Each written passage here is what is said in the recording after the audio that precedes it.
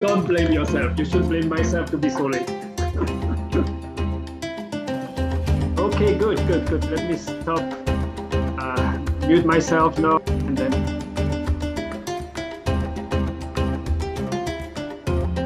So I guess this is the right link, and I can stay there on this link, huh? The remaining of the session. Yes, this is it. Okay, great.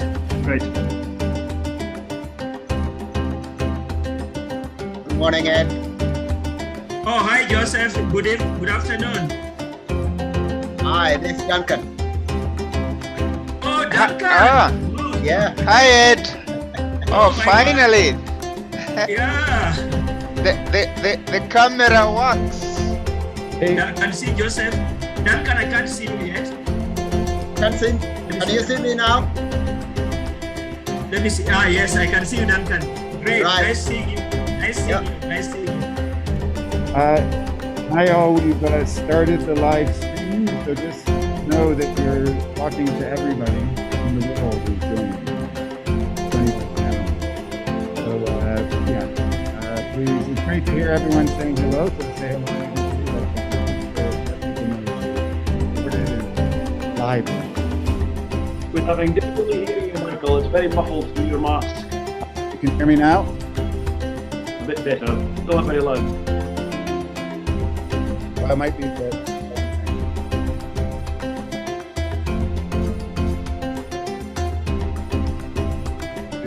Better be here? No, you're competing with the music. I can't hear you over the music.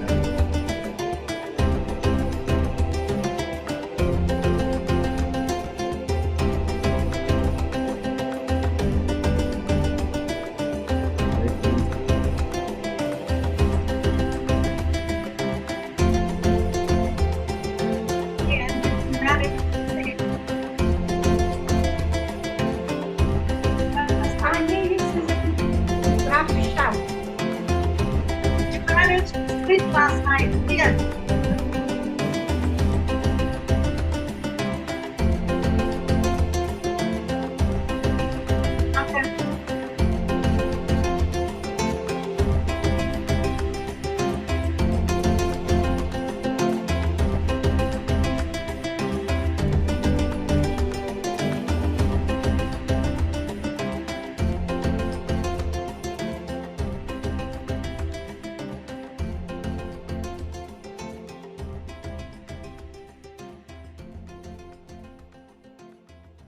In between songs, I have a quick question. When we're not part of the current panel, shall we have our cameras turned off? Or does it matter? You're There's mute. no your session. Michael, you are muted. Michael, I heard every third word. Michael, you are muted. I'm not muted, but you can't hear me? Now we can. Okay. It's okay. Now it's okay. Yeah. So we should turn off our cameras now, Michael? You can turn them out.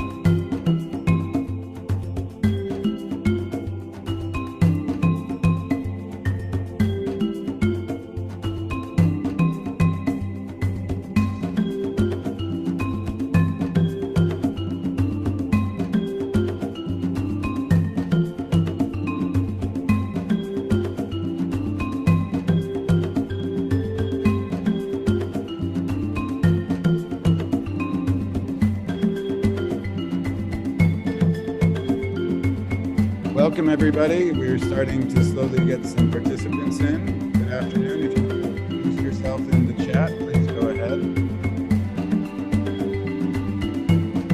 Michael, Yes. how many registrations do we have? We had registrations about almost Almost what? 800.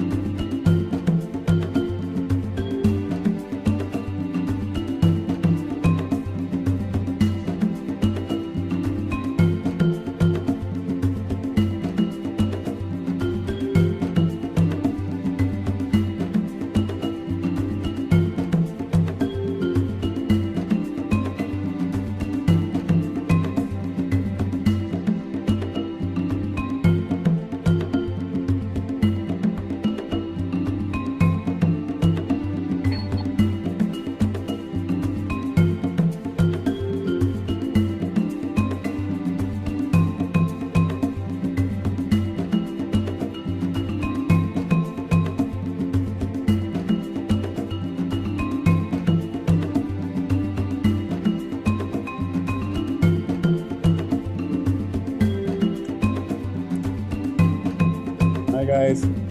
Hey guys, sorry.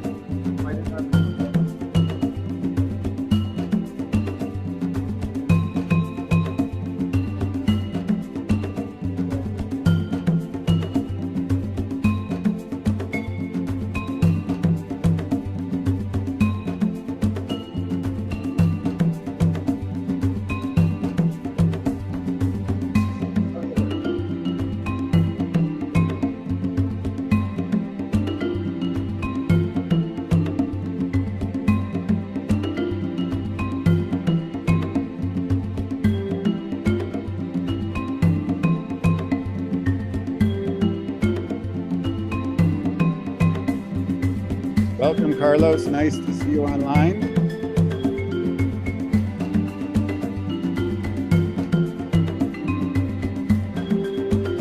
Caroline, thank you for your video that will come up shortly. Island Way, great to see you. So happy you can make it. Thank you.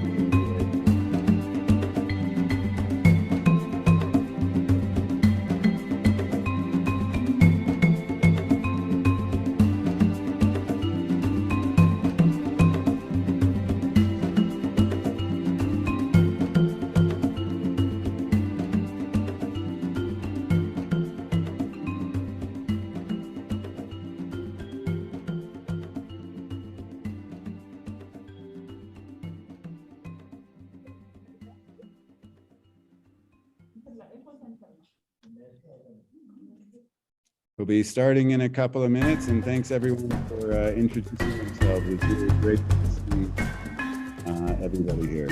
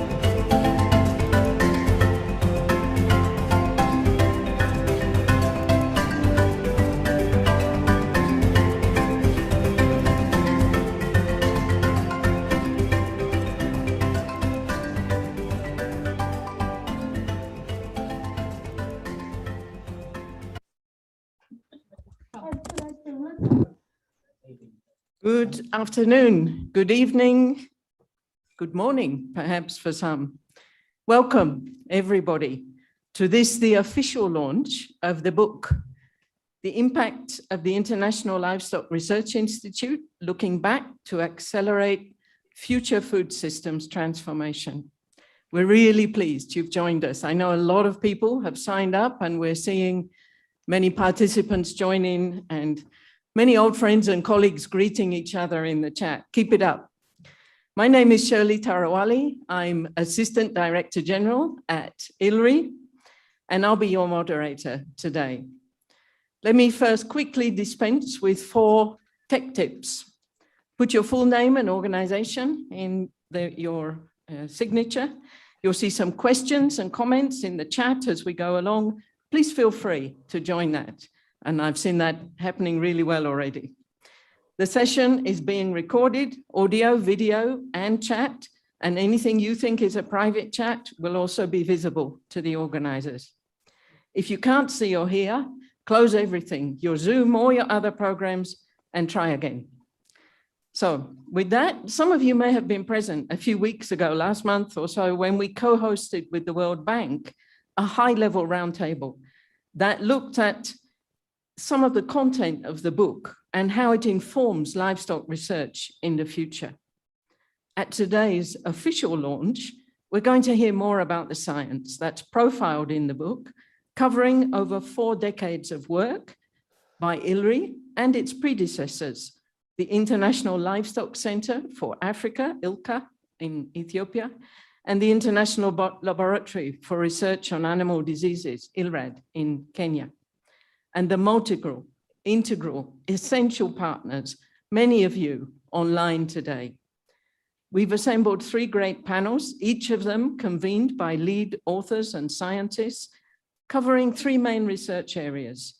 We'll hear about animal genetics, production and health, valuing a systems approach to securing feed and forage resources, tropical livestock systems and policies. In different ways, each of those systems will explore key issues related to science excellence, partnerships, capacity development and impact. And then we'll conclude with a short session considering how to build on this fantastic work in the context of the new One CGIAR Research and Innovation Strategy. Let me encourage you, as the sessions are underway, to engage through the chat where you'll find some interesting questions. And if you get into the depths of some of the science, or if you want to follow up with ILRI's science teams on the topics of collaboration and so on, we'll also be providing you with some contacts at the end of today's meeting so that you can pick up those conversations. Now, to get some creative juices flowing for a start, I'm going to welcome Michael Victor, ILRI's Head of Communication and Knowledge Management, who's going to lead us through a short quiz using Menti, and it is a prize-winning quiz. Michael? Great, thank you, Shirley. Really happy to see everybody and excited to be here. It's really great to see old friends and partners as we discussed in the chat. So just a couple of seconds, people, if you could start to get on to Menti. And we'll start. I'll put the Menti in the chat again for people who are just coming on. We're going to be running a little quiz. I think many have taken the quiz kind of approach before. Some just fun questions about ILRI and about some of the science that we do. So we're going to start it off. Can everyone see my screen? Is that up there? Yes, Michael, So we're seeing it well. Choose an avatar, and we have the really cheesy bad music again to get everyone in the mood. Let's get 100 people up there. We have 250 people already, 205 people already signed in. Let's keep on going. 1 more minute. We'll try to get it, crowdsource as many avatars and contestants as we can.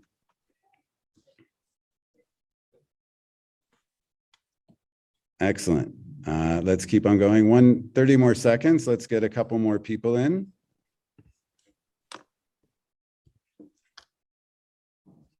We'll put that in there.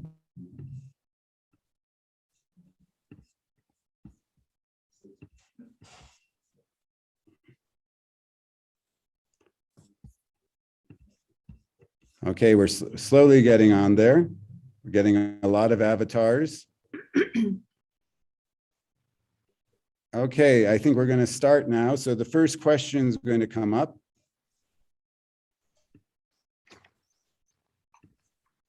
What year was ILRI established?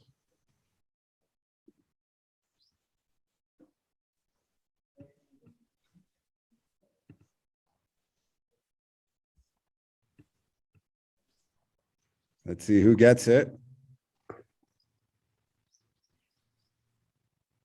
There we go. There are multiple answers there, but it was 1995, ILRI was established.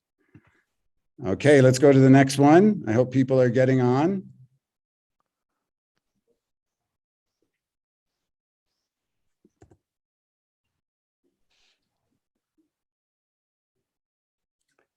ILRI has deployed the Nobel Prize-winning molecular technology CRISPR-Cas9 to accelerate what vaccine development?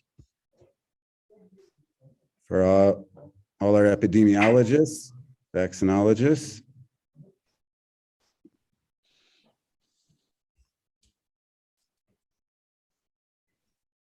Ah, interesting.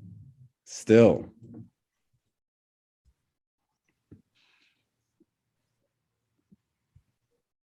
Great, we'll do one more. Here we go.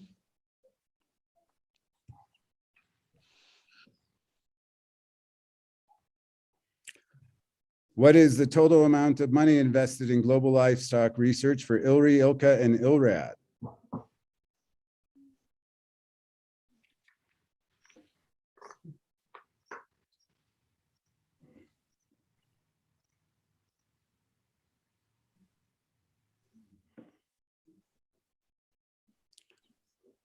Excellent. Oh, quite a few got that. That's very good to see.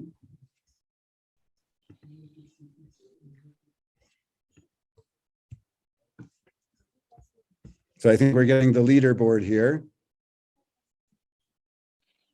Great to see. We have the Queen Bee, it looks like, as the leader. I'm not sure who the Queen Bee is. If you can put your name into the chat, and we have Huang as well, and Tazira up there close. So today I'll hand it back to Shirley, and we have we'll see where that $1.8 billion went over the last 50 years. So back to you, Shirley. Thanks very much, Michael. And everybody stay tuned because Michael's going to announce the prizes at the end.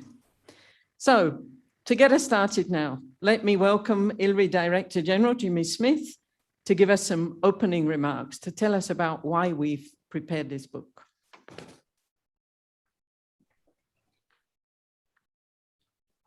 Thank you, Shirley. Ladies and gentlemen, good morning, good afternoon, good evening, good night, wherever you're joining. Thank you for doing so. All my colleagues at ILRI, and indeed all of those who collaborated on this book on the impact of livestock research, join me in welcoming you to its launch. The book reviews livestock research in the CGIAR from the inception of this research to the 2018. Roughly 4 to 5 years, during which over $1.8 billion were spent.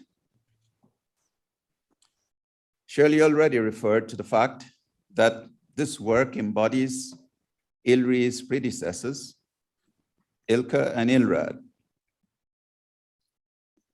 Those two institutions had an African mandate, and when ILRI was created in 1995, a global mandate was given to it. Shirley already referred to the 3 sessions which we will have this afternoon on the 3 topics. In addition to looking back, we will be looking forward. We will be looking forward to what the future of livestock research should be as we endeavor to make the sector more beneficially, environmentally, and to the people who depend on livestock. Some have been critical about why we spent so much money and time to publish this book. Why are we looking back? They argue that we should better spend our time looking forward. As I indicated, the book does both. We believe that looking back was necessary for a number of reasons. The book is an effort at accountability to the donors who contributed the $1.8 billion invested. It compiles and demonstrates and differentiates impacts of livestock research, which by nature is more diffused than in our crop world. The compilation will facilitate better access to and use of the knowledge generated and would help us avoid going over ground already traversed. Rather, it would help position the research we do focused on the futures chapter. It would be remiss of me if I concluded these few remarks without expressing my gratitude to our donors who contributed the more than $1.5 billion to this work. I want to thank you for this contribution and for your continued contribution to ILRI and our other CGIAR and non-CGIAR partners.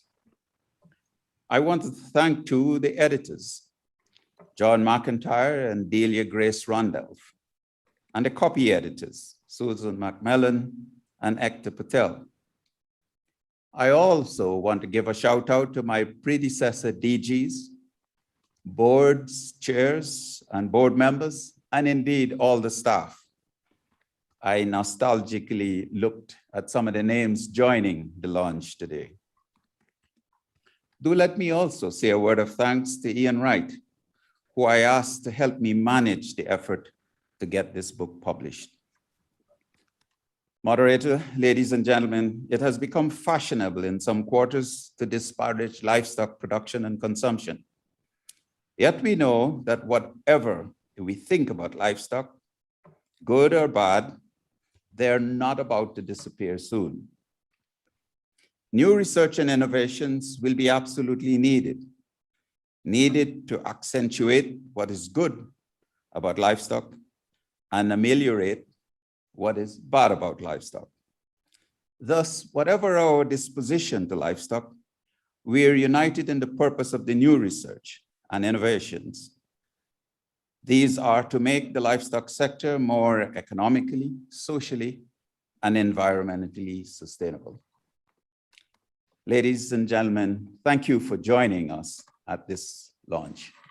Shirley. Thank you, Jimmy.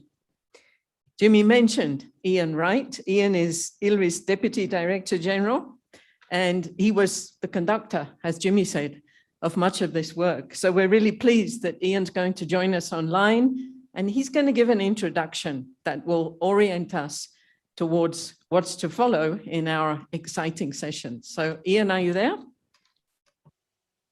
I am indeed, Shirley. Thank you very much. So firstly, I have to say it's so wonderful to see so many well-known names online. I think from California to New Zealand, obviously far too many of you to mention individually, but you're all so welcome to this event. I'm delighted to be given the opportunity to introduce this book, which my background will not allow you to see. The impact of international livestock research, the impact of the International Livestock Research Institute. Years long in the making, this detailed and fully referenced book takes a critical look back at more than 45 years of livestock research conducted by ILRI and ILCA and ILRAD before it, along with its many partners. Research that was conducted to help create better lives through livestock. It looks at the impact of that research across 3 areas: scientific impact, development impact, and impact on capacity development. As you all know, some 1 billion poor people rely on livestock for their livelihoods, their incomes, their food, their nutrition, and their health. Livestock, we know, are force multipliers. The job of livestock research for development our mission critical task, has thus been to support the world's livestock peoples, to deliver livestock knowledge, technologies, and policies that enable them to raise their living standards, to feed and nourish their families and communities, and to help grow the economies of their countries, and to conserve their precious natural resources in the process. Where did we succeed? Where did we fail? Were the scientists prescient? What were their blind spots? What opportunities did they jump on or indeed miss? How did they manage to navigate the waves and troughs of funding cycles? What technological bottlenecks did they face, and what breakthroughs did they make? The big questions are the benefits detailed in this book commensurate with the 1.8 billion investment, and are they sustainable? This book provides some answers. Perhaps more importantly, the book provides lessons and signposts about what will help current and future livestock scientists and food producers, sellers, and consumers to transform the developing world's livestock sector into one that is profitable, safe, sustainable, and equitable. The business of research for development is not knowledge for its own sake, we know, but rather actionable intelligence, big but also executable ideas. To achieve this, big tent coalitions have been needed that were both cross-cutting and cross-disciplinary. This book is a testament to the fact that the business of science is profoundly international and accretional in nature, with one result building on another, one partner building on another, one breakthrough building on another. So it is our partners, intellectual, financial, and development, to whom we dedicate this book. In the next 3 sessions, you'll hear about the 3 cornerstones of livestock development: health, genetics, and feeds, as well as the policies and systems that enable or disable sustainable livestock development. The book covers several of today's hot button issues, from climate change to food systems, to ending poverty, to protecting the environment, to gender equity, to antimicrobial resistance, zoonotic diseases, and food safety.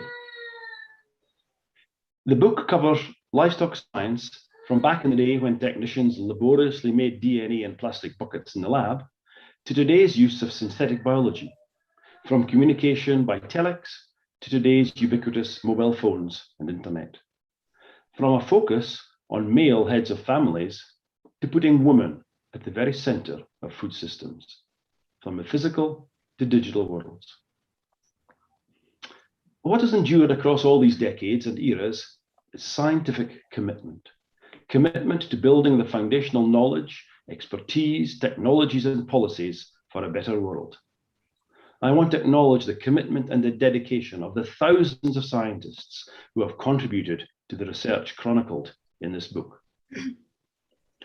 But I also want to recognize the thousands of non-scientists who have facilitated the research, from the skilled technicians who have worked with scientists, the accountants, the administrators, the engineers, the IT people, HR staff, the drivers, the security staff, and many, many more who were just as dedicated to the mission of ILRI and its predecessor organizations. As we make the transition to one CGIAR, the book provides a solid foundation on which to build a strong and impactful livestock research for development program. Indeed, the final chapter, which lays out a vision for future livestock research, provided the building blocks for the development of the new livestock initiatives within the One CGIAR portfolio.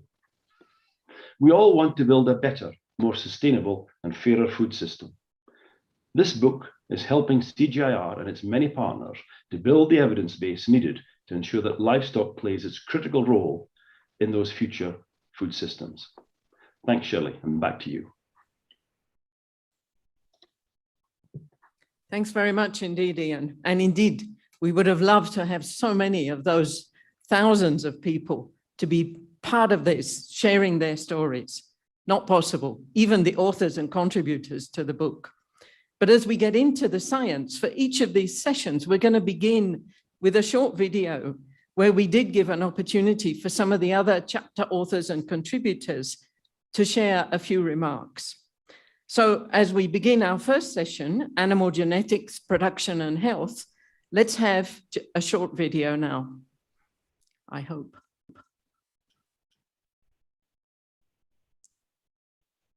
Hello, my name is Cynthia Baldwin. I'm currently a professor at the University of Massachusetts in Amherst, and I worked at ILRI from 1983 to 1989 on East Coast fever, specifically the role of T cells and immunity to that parasite with the goal towards vaccine development.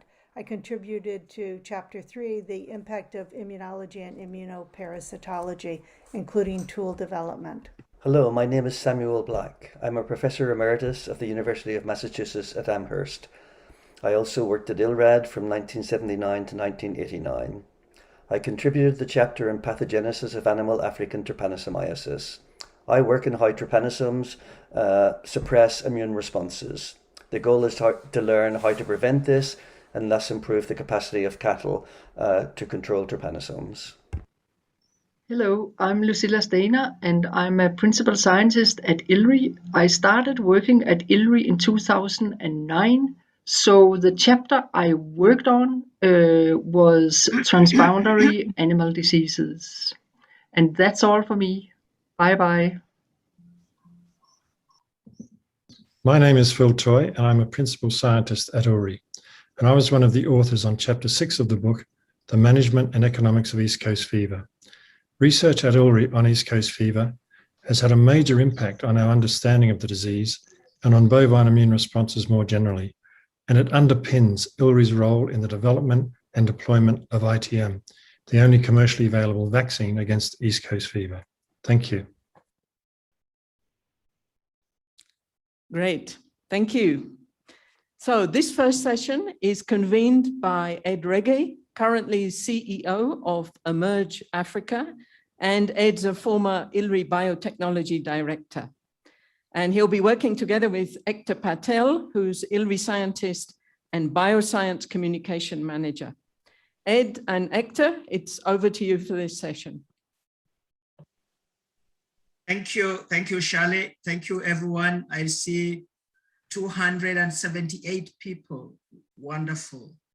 I would like to invite first Hector to start us off by doing introductions of the panelists, and then we'll get started. We have only 24 minutes, and so we are already concerned even before we get started. Hector, over to you. Thanks, Ed, and good morning and good afternoon from wherever you are. We're really excited to have all of you with us to celebrate ILRI's Impact book. And I think most of what I wanted to say has been said by Shirley and Ian, but just to sort of let you know that this session, which is titled after the first part of the book, Animal Genetics, Production and Health, dives into several robust chapters. So please do visit us online and get a copy to take a look. But with us today, we have a great range of panelists who are or have been affiliated with ILRI and will be sharing their perspectives based on personal experience. So without further ado, I would like to call upon Duncan Mwangi from the United States joining us. He's a research director and head of global therapeutics at Zootis. From Kenya, we have Susan Macmillan, science writer and information designer, ILRI Emeritus Fellow. And from Ethiopia, we have Olivier Hannot, principal scientist at ILRI. Over to you, Ed. Thank you so much, Hector. Without further ado, I would like to jump right into the conversation by the panelists. The approach we are taking here is we have two rounds of questions. Each panelist has 2.5 minutes, and Hector will help me to ensure that 2.5 minutes and no more. I would like to call upon Susan and ask Susan in this round one. Susan, in your view, what is the one impact attributable to ILRI over the years that we should be celebrating today? What is the one impact attributable to ILRI over the years that we should be celebrating today? And limiting yourself to the chapters covered by this session, please. Thank you, Ed. So as a communicator, I am going to celebrate what we learned and what we at ILRI and our partners continue to learn. And that is that the kind of mission-oriented research that we conduct at ILRI has to involve partners and it has to involve communicators from the get-go in order to succeed. And to understand where I'm coming from, we only have to look at a few of the award-winning projects that ILRI has conducted with its partners over the years. These include the Smallholder Dairy Project, as many of you will know, the Redo project in Maasai Land, which combined livestock and wildlife preservation, the Index-Based Livestock Insurance Project, protecting people from drought in some of the most remote places of East Africa, the Food Safety in Informal Markets Project, and the East Coast Fever Infection and Treatment Vaccine Project, which Phil just spoke about. And in all of that research, if I can go on a bit, we also learned humility. In the decades before ILRAD, the predecessor of ILRI, started in 1972, there was great excitement and confidence that what with our genetics revolution and our breakthroughs against bacteria, that we would get rid of disease. Some people argue disease was of the past in the future. And in the following decades, when ILRI took on 2 protozoan diseases of major economic importance and social importance in Africa, we learned to our dismay that that was not true. These organisms that cause disease and the diseases they cause in the environments are all complex and smarter than we are. So the ongoing COVID-19 pandemic has also taught us that we just can never again be complacent against disease, not about human disease or livestock disease. That is our job. And our job is also to remember, especially with COVID, what we're now getting is that the social dimensions of solving these disease issues is as important as the technological options that ILRI and other organizations are working on. Thanks very much. Thank you. Thank you so much, Susan. Right on the dot there. I would like to go to Duncan. Duncan, nice to see you here after many, many years. Duncan, as you recollect and as you remember those days and years you were working with ILRI and your familiarity with ILRI even after that, what, in your view, should we be celebrating today in terms of impact? And please, particularly if you're talking about scientific breakthroughs, please do mention what, where, and who in terms of beneficiaries of that impact. 2.5 minutes, please. Thank you, Ed. Thank you, Hector. And great to reconnect with all my former ILRI colleagues. And congratulations to ILRI for the great impact over the last over 4 decades. I have to say that going through the book and looking at the impacts, many impacts that ILRI has had, but I'll be biased in terms of what I picked out as the main thing, mainly because I was involved in this research for some time when I was at ILRI. And the one I picked is the research that led to the understanding of bovine immunology. When ILRAD was started and then morphed into ILRI, there has been great work that has been done to really understand and dissect the bovine immune system. And this has benefited not only ILRI, but the global community that works on bovine diseases. And to me, that laid the foundation to really look at the 2 key regional diseases, especially in Africa and developing world, looking at ECF, East Coast fever, and trypanosomosis. And that is the foundation that you require to really develop immunological solutions that the Institute was looking for.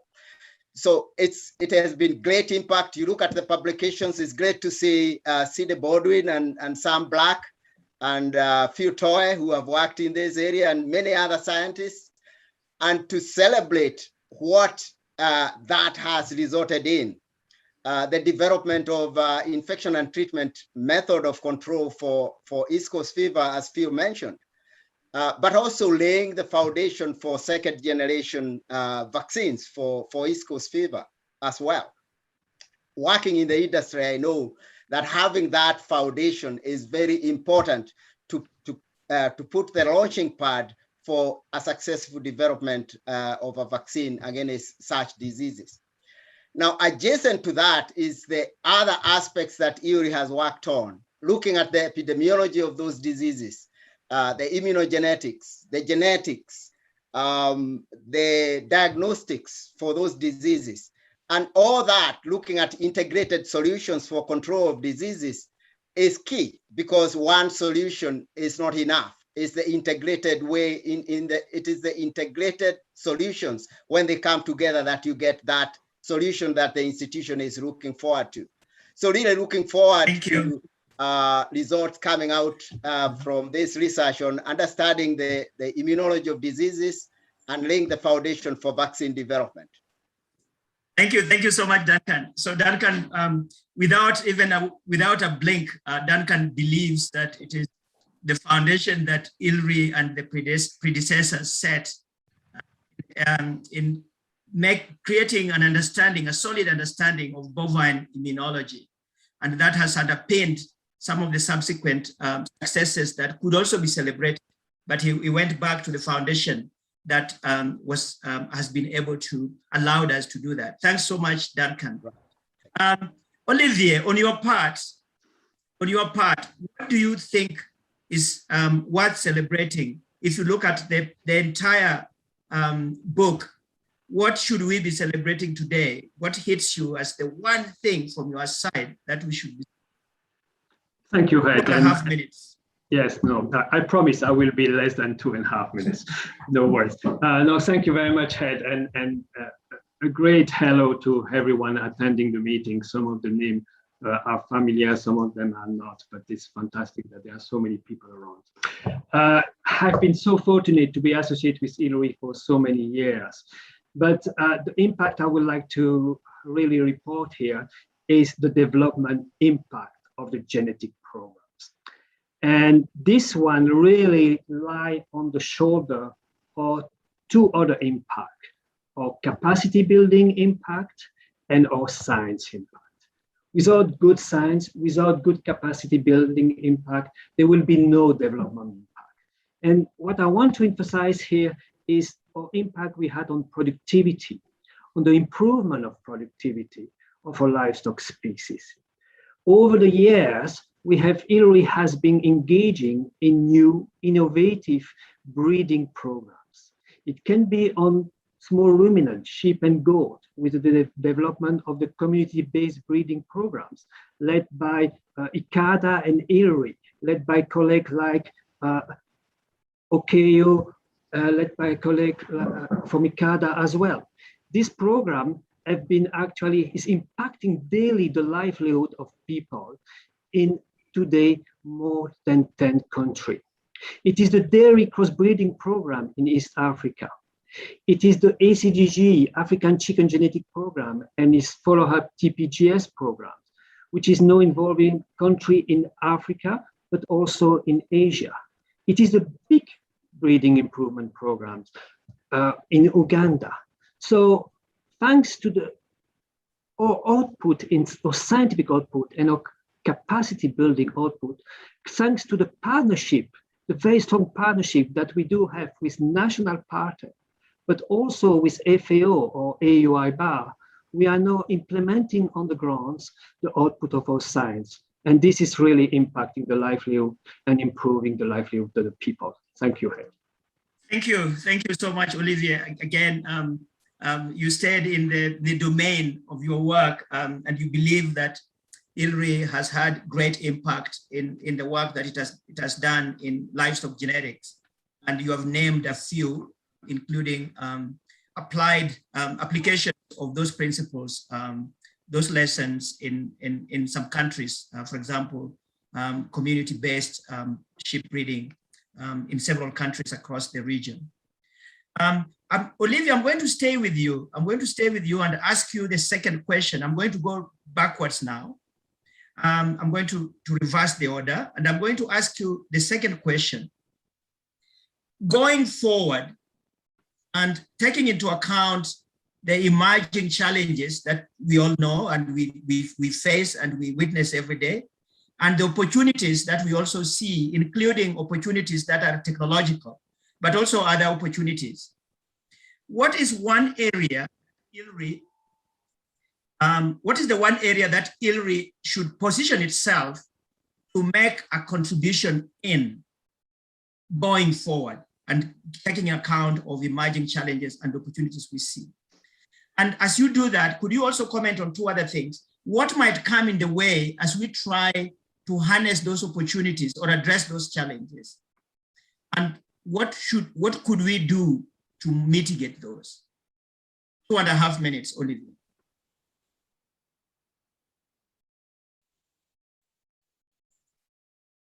Olivier, you are muted. You are muted. My apology. No, I was saying that's an interesting question, Head, because if we think about it, if you ask yourself this question, it means that we are not doing our job. Actually, we are already positioning ourselves. We shouldn't be thinking to position ourselves in some area. We should already be in this area. And the one I want to flag here is adaptation to climatic challenge. Climate change is affecting all of us. We all know that this week is the COP26 weeks. And we have at ILRI and in the genetic programs, but I know also in other, already positioned ourselves in basically making our livestock more resilient to climate change. For people attending the COP26 event in parallel to these events, they should go to actually to one of the link, which is developing ILRI contribution to this impact. And I want to mention two in relation to the livestock genetic programs. We have mapped very recently, and this is basically this year output, we have mapped very recently using cutting edge technology, the adaptation of poultry to climatic challenge. We are also using cutting edge technology to make our cattle more resilient to heat, to increasing heat. And these are just two examples. And this is, we're developing new partnership in this respect. And the two things I just mentioned is actually being supported by a new initiative, which is the CTLGH initiative, an initiative of 3 institutions, ILRI, SRUC, and the University of Edinburgh. Now, what is on the way? Well, what is on the way ahead is the lack of time. We have to act now, as we know, for targeting climate impact. So this is the lack of time. But how do you actually address the lack of times when you can't compress the time, 24 hours a day, no more, as we all know? Well, by investing more. We need to invest more in livestock research. We need to have more manpower. We need to have more funds. And only in that way we will be able to address this challenge. Thank you, Head. Thanks, Olivier. So the one challenge, and Olivier said another thing, but by the way, he has said it is not positioning for future. It is, we are already positioned and we are continuing to position ourselves to be able to address climate change. And he gave 2 examples already where some of those, some interventions are already underway to develop adaptation strategies that will help to mitigate or to address climate change. And he's saying one of the possible challenges, or one of the possible limitations might be not enough investments to allow us to do what needs to be done to address this big global challenge. Duncan, please, and then I go straight away to Susan. 2.5 minutes. Thank you, Ed. Very relevant question, and especially at this time, the world is going through the COVID-19 pandemic. So to me, one area that ILRI should position itself is to contribute in the area of emerging infectious diseases, whether it's for livestock or for, as a zoonotic disease in the area of One Health. And this is to really position ILRI to be able to have the capability for rapid response to those emerging diseases. I know the institution is already doing that in some areas. You think about ASF as one of the areas, but what will be the next emerging disease? So the institution should position itself to have the capability for a rapid detection, prediction of the disease spread, treatments and preventatives for that. And to do that, I think the institution that is already doing that is to form partnerships with animal health companies, partnerships with vaccine manufacturers as well, and also national agricultural research organizations. Because as we have realized during the COVID-19 pandemic, the Western world was very fast in developing an immunological solution, that is a vaccine. Maybe we were lucky that it was much easier to develop a vaccine for COVID-19 than it is for HIV or ASF. But see what happened. The rest of the world is still struggling to get enough vaccines to vaccinate their population, while in the Western world, some of them have 80% vaccine coverage. So how can the institution position itself to rapidly respond if it is an emerging disease in livestock or a zoonotic disease, to help the regional areas where the institution is placed? Because I believe it's possible, because we have the various components in the rest of the world and in the institution to respond to this. And I think we can do this. The institution can do this by having good collaborations with funding organizations, which you are very good at, but also animal health industry, which can provide platforms to do this. So really, thank you, Duncan. Thank you. Thank you.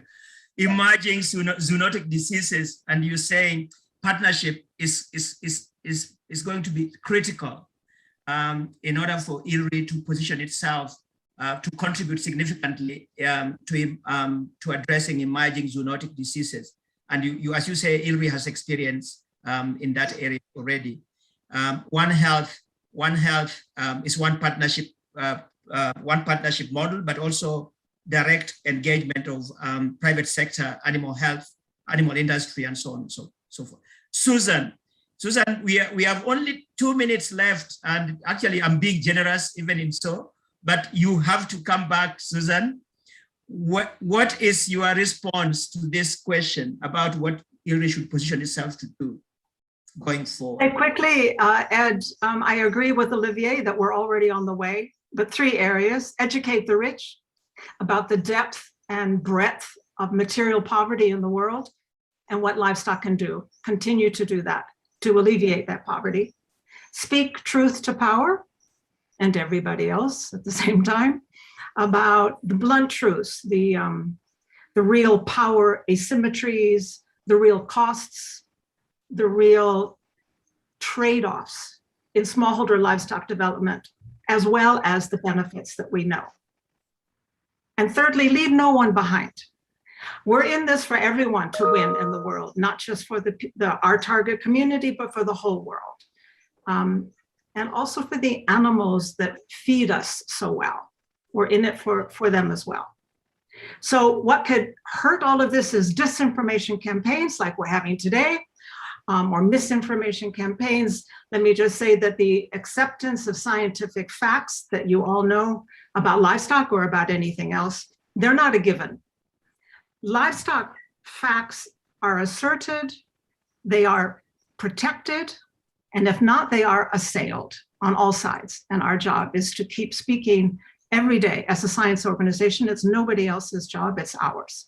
And then finally, what might happen is that humanity continues to cross the planetary boundaries. And I would say, well, then unite and build. Unite to bring, unite the natural resources of the rich with those of the poor, unite the animal and human welfare, unite environmental with socioeconomic benefits, unite women's empowerment and girls with men's and boys.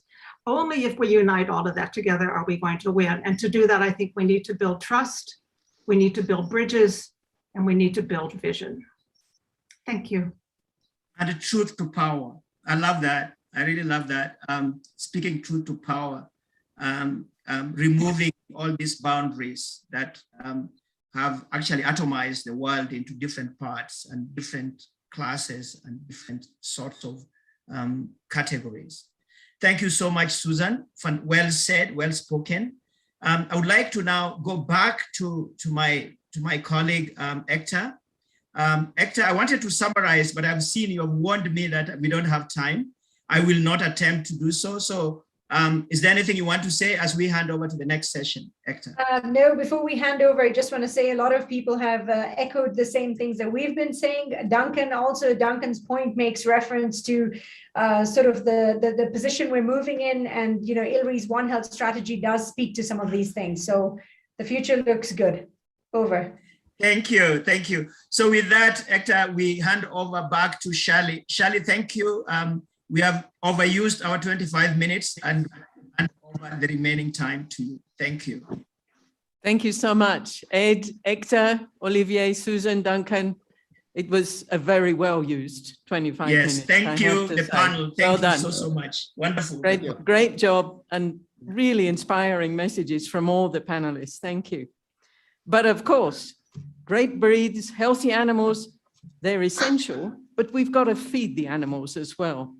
And we've got to do that in the context in which they're raised. So I'm really pleased this next session is going to explore a systems approach to securing feed and forage resources. We're going to start, as we did before, with a short video from some of the authors and scientists.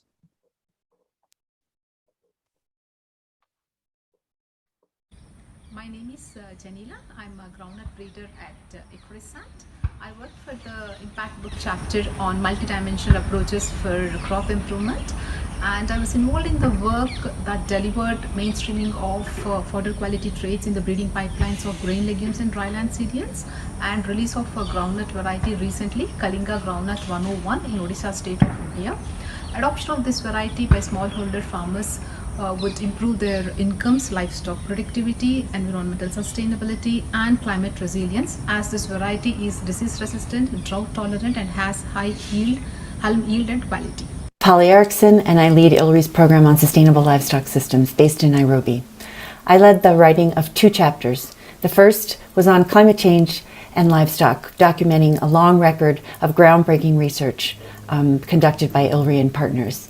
The second chapter highlighted over 40 years of research done understanding rangeland dynamics and the contribution of livestock grazing and keeping to rangeland ecosystems. Thank you. Hello, my name is Alan Duncan. I'm a feed scientist at the International Livestock Research Institute, and I was the lead author on the planted forages chapter in the ILRI Impact book. So our chapter considered planted forages research portfolio across the CG centres, and we looked at some of the success stories associated with planted forages, but we also looked at some of the challenges associated with uptake of planted forages, particularly thinking about the evident success of planted forages in Latin America, and delving into some of the reasons why that success has not yet been fully realised in sub-Saharan Africa and South Asia. Great, excellent start. And in fact, our session conveners, Polly Erickson and Alan Duncan, have already introduced themselves in the video. So I won't do that, but I will hand over to Polly, who's in the room with us, and to Alan, who's online, to take us through this session.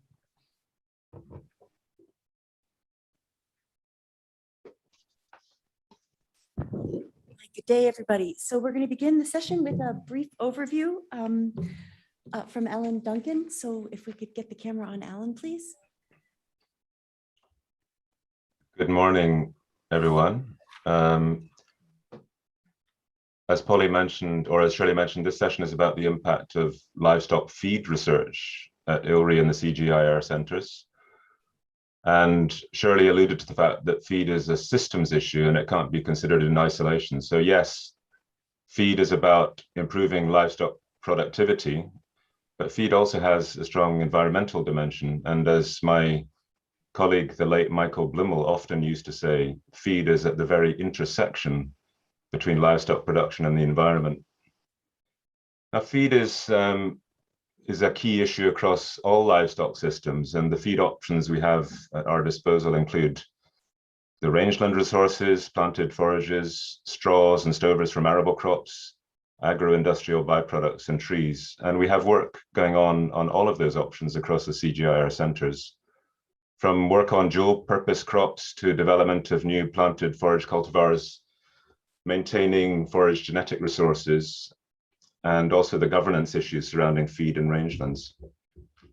And there's huge potential to transform livestock productivity through feed, but also to reduce the environmental footprint of feed if we can get the feed issues sorted. But that hasn't been easy. There's been many successes, of course, and some of those are outlined in the chapters. But there are also many instances where feed options have not been adopted. However, successes are built from failures, and part of our research agenda is building a better understanding of what works well, where, and why. Feed being a systems issue is well illustrated by the multiple centres that are conducting work on feeds. And a good example is the close collaboration between ILRI and the various crop centres on dual purpose crops. And we'll hear more about that from Janila from ICRISAT a bit later. The systems nature of livestock feed is also illustrated by the feed work in rangelands. Rangelands are essentially ecosystems, and they require interdisciplinary approaches, including social science, to deal with many of the issues. The final thing to say is that intensifying systems are constantly changing, and with climate change, the incentive structures are also changing. So as systems intensify, there come tipping points where it makes strong economic sense for farmers to invest in livestock feed. And I think we're beginning to see some of those tipping points being crossed in various parts of sub-Saharan Africa in particular. So with that, I'll pass back to Polly. We've got some great participants online, various contributors to the chapters, and I'll pass back to Polly to lead a panel discussion. Fantastic. Thank you so much. So if Michael Peters, Jean Hansen, Janila, Lance, and Jason Searsley could please turn on your cameras so we can get this panel discussion going. I will be your questioner, and I warn you, I am very strict on time, following in the footsteps of Ed. Right, so Michael, are you there? Lance, Jason? If not, I will begin with my two female counterparts here. So let's not waste any time and get straight to Jean Hansen. Jean, you for many, many decades, I won't say how many, led really exciting research on fodder gene banks. But why do farmers need gene banks? Why can't they just go out and rely on the seed resources that they and their neighbors have been cultivating for centuries? Thank you. Thank you very much, Polly. Well, that's a very simple answer. The gene banks actually provide access to a very wide range of diversity all in one place, many accessions and many species.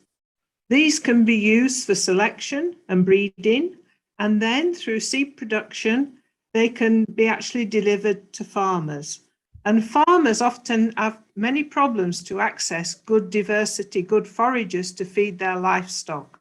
So being able to access material from gene banks is very important for them, and then they can use this material to help fill their feed gaps. Let me give you an example of this, and this is the Eurochlor grasses. Back in the early 1980s, ILRI and the Alliance of Biodiversity and CGIAR did a lot of collection in the East African rangelands. This material was taken to Colombia and Brazil, and it went then into selection and breeding. And many of these new varieties and hybrids are now available for use by farmers, and they're already grown on over 100 million hectares in that region. So I think this is a very good example of where material from gene banks has really been able to be delivered to farmers and to be used for feed. Thank you. Thank you so much, Jean. If I could now turn to my colleague, Michael Peters, a very simple question. Why do we need to plant forages? What's so innovative about that? I think it follows up quite well on Jean Hansen, because I think the important thing is that we get a huge increase in productivity with planted forages in terms of dry matter, but also in quality of forages. And we are doing that in a sustainable way, meaning not only is productivity and quality as feed, but also in terms of ecosystem services, be it water use efficiency, be it mitigation of greenhouse gases, be it soil fertility and reversing degradation. And that one works better with planted forages. On top of that, we have different genetic centers of forages, so we need to move forages from one side to the other. Over. Thank you so much. So could you just, if I could trouble you for one more minute, what do you think has been one really important breakthrough moment for this agenda in the past decade? I think what is really happening in the last decade or the last 2 decades, beyond even the stronger focus, or in addition to the stronger focus on environmental aspects, is that there's an increased focus on developing forages for specific niches. And that includes quite a lot of breeding, particularly of grasses, not only the Orocloas, but also Megathyrsus. And I think it's quite important that the private sector has strongly got involved in that and is going to scale not only in Latin America, but is in Eastern Africa, is increasing rapidly. And seed sales, particularly in the last 2 years, doubling and tripling and quadrupling. And that's during the time of COVID, which is interesting. Indeed. So if I could just ask you one last question. In your opinion, what do we need to get greater adoption of these amazing planted forages in Africa?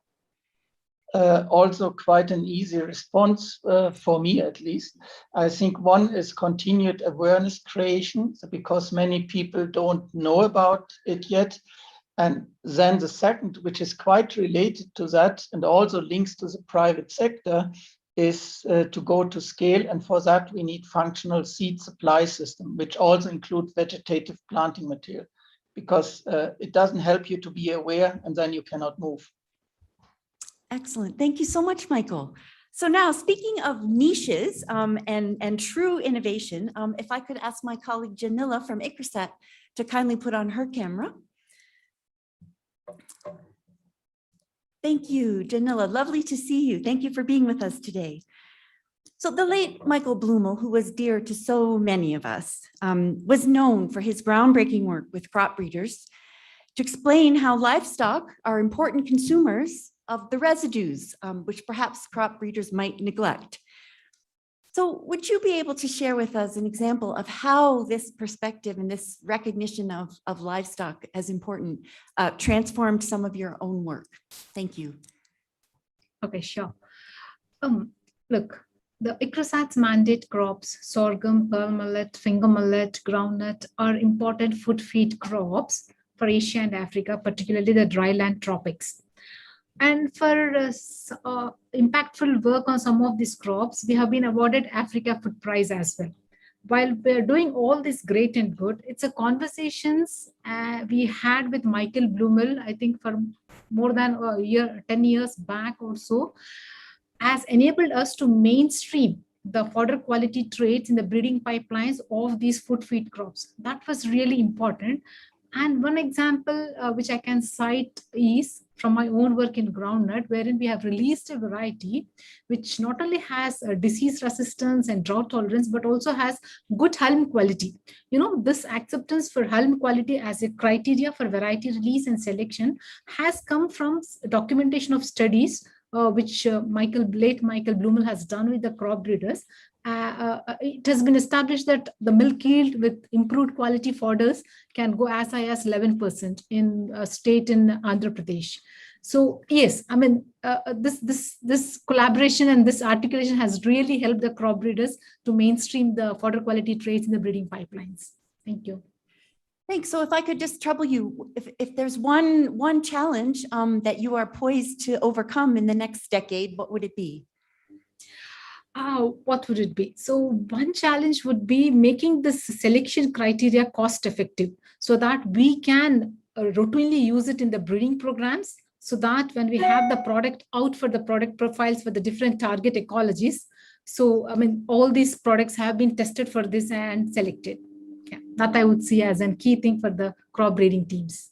Okay, great. Thank you so much. All right, if I could now ask my colleague Lance Robinson, who has worked with me for a number of years, and we're going to turn to what many of you may not think of when you think of what do we feed to livestock, but the rangeland resources, which are so important. For example, in Kenya, where many of us are based, what's there and what's available for livestock to consume are found in grazing areas. And this is an agenda that Lance has worked on for a number of years. So Lance, let me ask you, how is the work to better manage and govern rangelands so important to the systems approach that we are embracing and promoting for improving feeds and forages? Please, thank you. So some of the other panelists here have mentioned the various kinds of connections to what's actually growing with the plant and what is the livestock actually eating, connections related to marketing, to inputs and so on. In the previous panel, Shirley mentioned about social issues. And in some systems, the main constraint, the key bottleneck isn't technology, it isn't the germplasm of a particular forage species. And in some systems, the main bottleneck is issues of institutions and governance. Land tenure systems that constrain optimal mobility of pastoralists, for example, preventing them from using the rangelands in a sustainable way. Even beyond rangelands, land tenure systems can really destroy incentives for farmers and pastoralists to take care of their land. Okay. But then what do you think is the next big issue, the challenge that you want to address over the next decade for this sort of systems research on both rangelands and livestock feeds? I think one of the frontiers for systems research in this area is participatory approaches to systems research. In some ways, this isn't new, but I think it's taking the participatory approach back to its roots, but bringing it into something more sophisticated and more ambitious, where we're working side by side with the farmers and pastoralists to really do the systems approach with them, bringing in that community-based breeding that's been mentioned, participatory modeling. I mean, one of the approaches in the systems approach is simulation modeling. And I'm talking about taking simple approaches to simulation modeling, developing those models side by side with farmers and pastoralists, going beyond participatory mapping and getting into participatory GIS. It's taking that scientific process to the farmers and pastoralists, a systems approach to that scientific process, and doing it side by side together with them. Wow, that's so exciting. Thank you so much. So if I could turn to Jason Searsley, and no pun intended, or it is intended, but moving on to the hot topic on the agenda. Jason, you worked for a number of years to model the impacts that climate change. Can I get, there we are. Hi, Jason, nice to see you. So Jason works here with us at ILRI, but Jason worked for a number of years with a model, and he'll talk more about it in a minute, but it was looking at the impacts of climate change on declining range and livestock production and the associated ecosystem services, including possibly one of the top topics that we get asked about these days, which is carbon storage in arid and semi-arid rangelands. So what's the main lesson that you would offer from these modeling exercises for management and policy? Thanks, Jason. Thanks. The forecast from our model called G-Range, which is the global rangelands model, shows that in several regions, climate change will have major impacts. And this includes reduced productivity of rangelands and of livestock.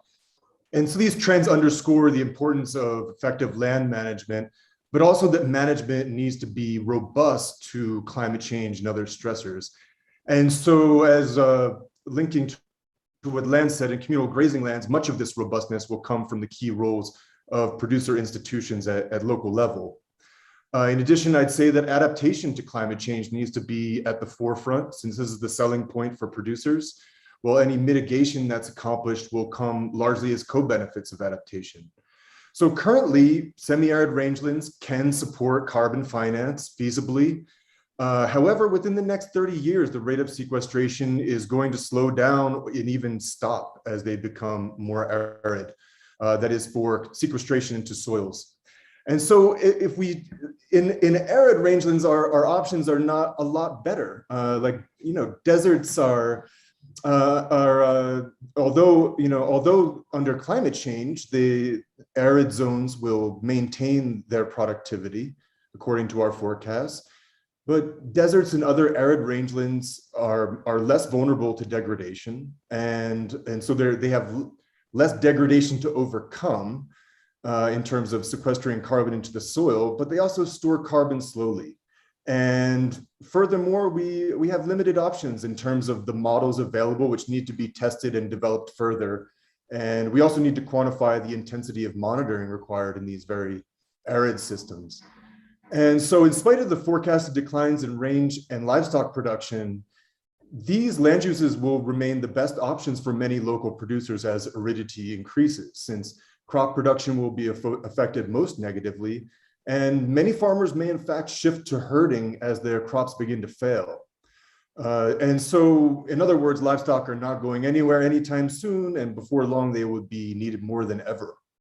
So I would summarize by saying that getting the science right is the first step toward effective policy and legal frameworks for improving land management, to restore degraded land, to mitigate climate change and its impacts. We need to focus on the evidence. Thanks. Thank you so much, Jason. And thank you to all of the panelists. They're it's really, really interesting. And I hope that if any of you have deeper questions or want to discuss the insights from the panelists more in depth, you contact them by email. All our email information is available on various of the CG sites. Alan, back to you if you have a last 30 seconds observation to make. If not, I'll hand it back to Shirley. Alan, go ahead. Yeah, I think we have 30 seconds for you. Yeah, there's some comments in the chat around. Oh, great, thanks. Yeah, just picking up some comments around where forages are likely to be adopted. And I think, as I said in my opening comments, as systems intensify, then uptake of forage options and more kind of resource intensive feed options are more likely. But we need to be careful about kind of blanket promotion of those kind of resource intensive options across all farmers, and we need to think of how to differentiate farmers and work with according to their needs, using kind of some of the participatory approaches that Lance was mentioning. But thanks again to participants for nice interventions, and back to you, Shirley. Fantastic. Thank you, Polly. Thank you, Alan, all the panelists. Really, really good. So we've heard all our panelists, I think, of one way or another, have touched on the context in which this research needs to be delivered and scaled so that it has impact. So our final session is going to look at the breadth of those systems and policies. And again, we have a short video to begin with from some of the contributors.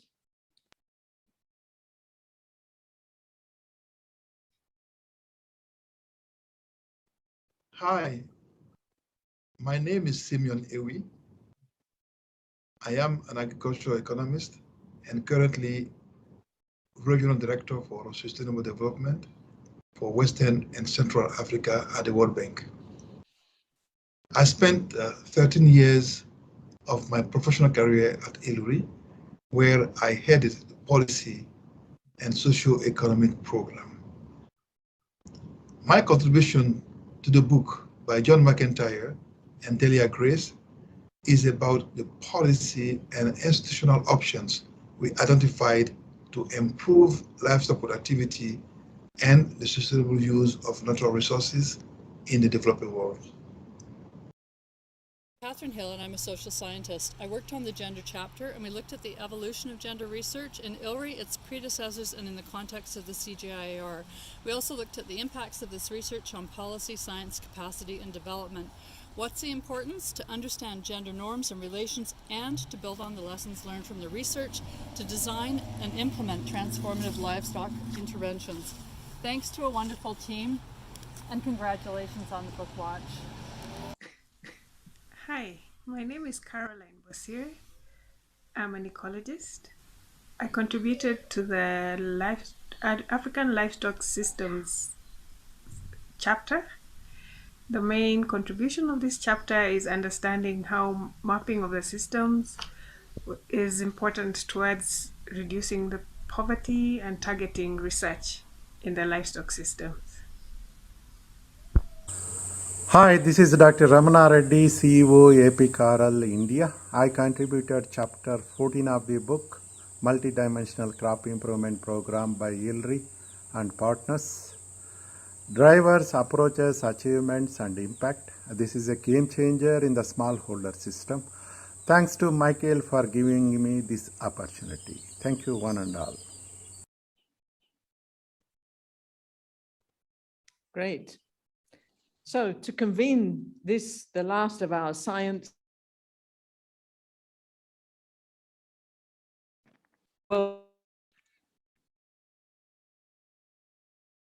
research and former IFAD vice president. And John is, as you've heard, one of the lead editors of the book. And we also have in the room with us Nicoline Dehaan, director of the CGIAR Gender Program. John and Nicoline, over to you. Thanks very much, Shirley. Good morning to everybody. I'm especially glad to see a lot of the old timers from the ILCA program in Northern Nigeria here, Ralph Kaufman, Ann Waters-Beyer, and Mark Powell, among others. I hope I've forgotten anybody. And it's really great to see that you're still in interest in this work today, to which you've contributed so much. Let me say quickly what I think the achievements are of livestock systems research were over the past nearly half century by ILRI and its two distinguished predecessors. First, there's a characterization of livestock systems at all levels, from extreme mobility to zero mobility, which hadn't existed at the time of about, say, 1970. Second, there was an estimation of production constraints. This was, of course, was to be the main focus of ILCA when it was created in 1974. And I think this was quite successfully done by the systems research at ILCA and then subsequently by ILRI, with some contribution from ILRAD, especially in systems heavily affected by trypanosomiasis and East Coast fever. A major achievement of livestock systems research was, of course, creating a new view of mobile pastoralism, which in the founding documents of ILCA notably, and this was said by someone who later became a chair of ILCA's board, that African pastoral systems were, if you will, reactionary, unproductive, almost using the word primitive, and should be dispensed in favor of modern systems. And I think that the systems research showed, in fact, the economic logic of these systems and the biological status and their biological sustainability, and outlined what could be a growth path for them that would preserve their traditional virtues. I think there's also been a major contribution to understanding mixed wildlife and livestock systems, as I believe that Polly Erickson and her colleagues mentioned. And there's certainly been a lot of work on quantitative modeling of animal agriculture and in defining the niches in which planted forages or tree forages would be both productive on the crop side and on the animal side. So having said that, and I hope I haven't rushed over too much of my time, I'll pass to Nicoline Dehaan. Thank you. Thank you.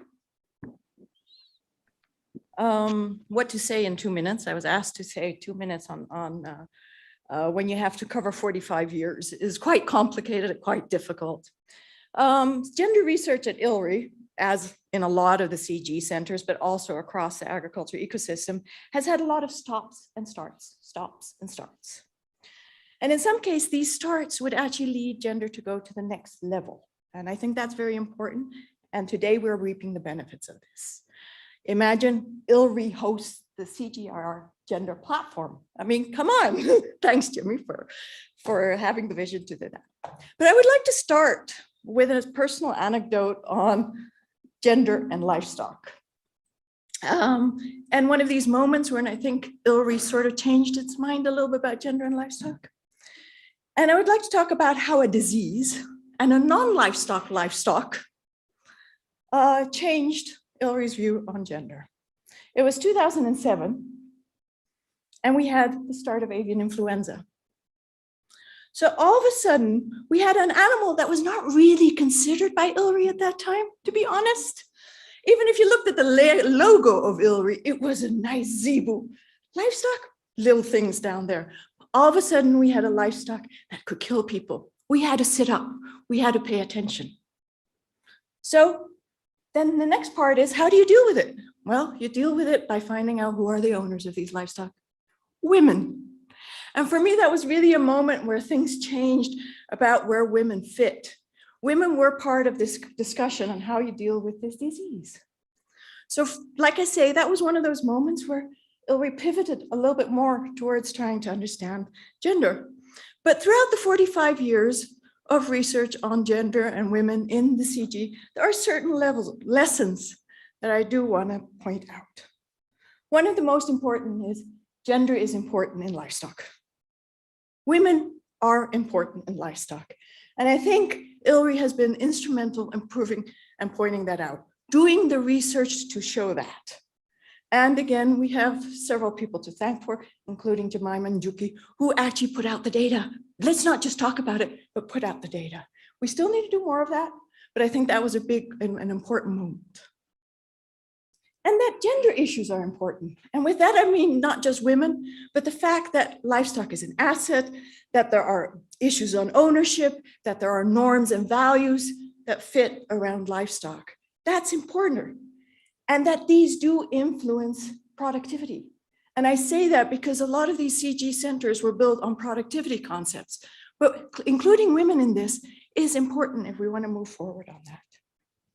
The second point I want to make is how can we leverage the innovations that ILRI has for women? Again, we have as an organization amazing technologies. You heard some of it. How do we leverage that so that women can use them? And that we actually listen to women, what they need, what sort of technologies do they need to move forward in their lives? I think this is vital and I think this is important. And we have shown that ILRI is moving in that direction. Then the third point I want to point out about research across the 45 years is how do we pivot from very much a productivity idea to empowerment? How do we actually empower women through livestock? And I'm happy to see Alessandra in this room who's worked very hard on that to show through the WELI how you can do that. So I think those are important things. So where does this leave us? And what do we need to do now? There are a million things that we can do. But for me, very important, get gender in policies. We still have a lot on gender in intra-household. How do we get them in the policies? ILRI's working on livestock master plans. How do we get women in there? If they're an investment, let's invest on women. We also need to start breaking up, like I say, livestock. We need to break them up to also women. Women are a diverse group. Certain women are entrepreneurs, others not. Let's look at that. Climate change, that's the next frontier we also need to look at. And then last and not least, we need to continue our work on empowerment. But we're in good hands. Thank you. Over to John, or is it Ollie?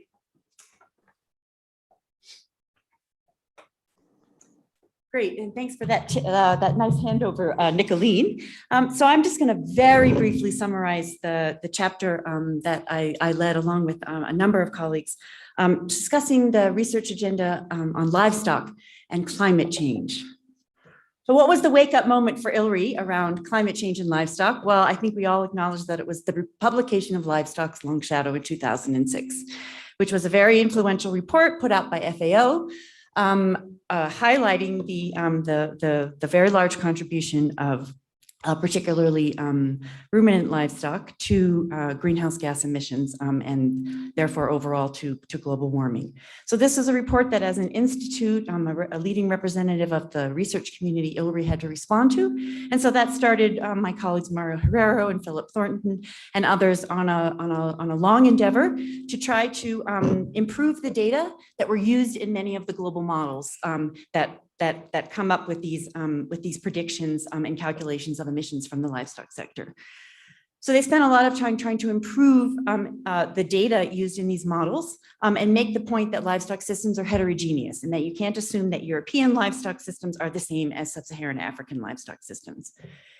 Let's move on to 2014, and my colleagues Mariana Rufino, Klaus Butterbach-Ball decide that enough with the models, we need to get empirical data. We have a real opportunity at ILRI to set up a groundbreaking center of excellence, which is fully functional today, called the Mazingira Center. And we've been collecting now for the last 6 to 7 years data on the actual emissions from sub-Saharan and Asian livestock systems and producing very compelling results that are being taken up by the IPCC.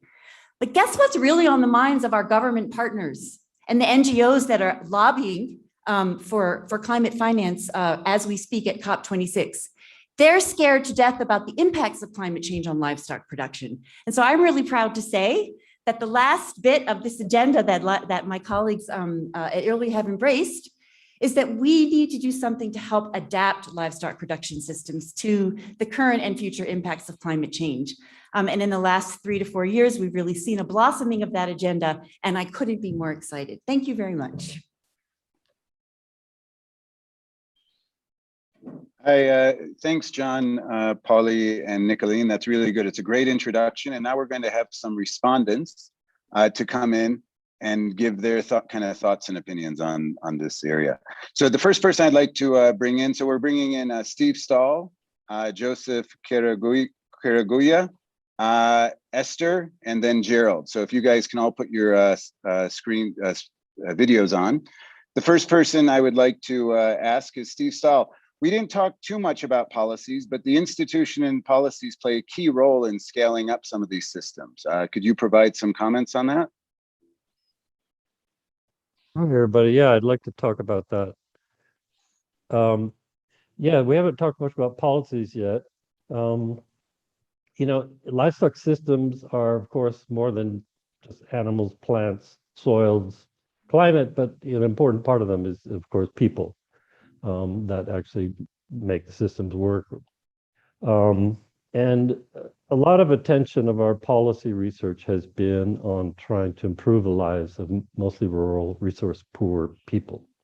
And ILRI has a very strong and continuing track record of pro-poor policy research, but also advocacy. A lot of that beginning with the work of Simeon Ewi, who we just heard about. So I'm going to talk, I'm going to talk a little bit about one main example of sort of policy research and advocacy. And this has to do with informal livestock markets. Many people are aware that a lot of livestock products are traded and sold either raw or traditionally processed. These are very important for poor farmers, but also for poor consumers because those products are typically cheaper than the stuff you buy in a supermarket. They're also very, very large. The Indian informal milk market, for example, is larger in volume than the total North American dairy industry. And these, we call them informal, and not all of them are illegal. They're just not following modern standards. Sometimes they paid local taxes and fees and so on. But the issue with these markets is often they are considered as illegal or unwanted. And so policies tend to try to suppress them. And that has impacts on the actors in those markets, their livelihoods. It impacts farmers' ability to sell products. And so I'm going to talk a little bit about an example in Kenya, where raw milk in urban areas was illegal for a long time. And so police and officials would seize milk and containers from traders, which would cause problems in the market, or raise the cost of doing business. It affected livelihoods. And so we set about in the Smallholder Dairy Project, led by Bill Thorpe at the time, a partnership with the Ministry of Agriculture and CGIAR, the Kenya National Agriculture Research Institution. We'll have to shorten it up too, just so to give everybody an opportunity. So anyway, what we did is we produced a lot of good information. First of all, showing that the health risks of raw milk were limited, but also we showed that they had very important livelihood and employment implications. And the NGO partners developed a training and certification approach to dealing with informal traders. But the key message here was that we had very credible advocacy partners. And so the message here, and eventually policies were changed. Independent analysis showed that the economy benefited by over $30 million per year because of the reduced costs in the market. But the main message is that for policy change and advocacy, you need credible information, but you also need very strong advocacy partners, national partners, local partners that have a credible and strong voice at the policy level. Thanks, Steve. That's great. Thank you, Steve. Joseph, just to follow up on that, I think Steve laid out that main message that, you know, we really need credible evidence and partners. How are you dealing with that in some of your work at the national and regional level? Yeah, thank you very much, Michael. And I'm pleased to be here and participating in this event. So let me preface my remarks by saying that policy research at ILRI has one of its goals as creating an enabling environment that allows livestock or animal agriculture to contribute to development goals. And it has put together considerable evidence that with more investments, livestock can provide a pathway out of poverty. I think we have been talking about better life through livestock. However, it has been difficult to attract investments, both from private and public sectors, including official development assistance into the livestock sector, leading to what we all observe, chronic underinvestment in the sector. So this situation is partly because either the evidence is insufficient or it is not presented in a form that enables stakeholders, especially ministries of livestock, to engage with planning and budget processes in their countries. And therefore, the work that ILRI is doing and livestock master plans is instrumental increasingly in enabling demonstration with evidence that livestock can contribute to development goals, poverty reduction, economic growth, equity, nutrition, food security, and so on. So, but also including regional and global commitments such as CADEP in Africa and the SDGs. So the process involves identifying policy or combinations of policy, institutional and technological interventions together with their costs and benefits that allow a country to develop 5-year investment roadmaps. And these roadmaps are very species specific. Priority value chains could be by species or by commodities.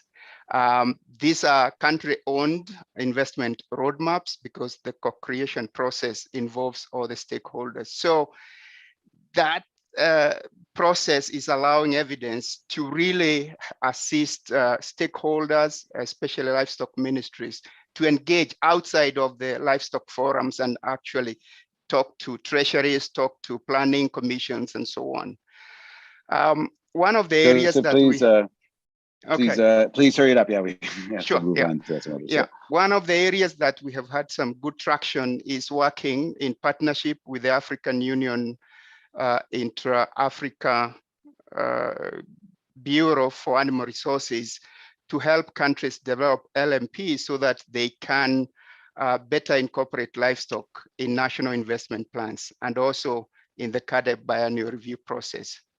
So let me close by saying that this process requires good data at country level as well as capacity at local level, and therefore we need continued investments in this area. Thank you very much, Mike.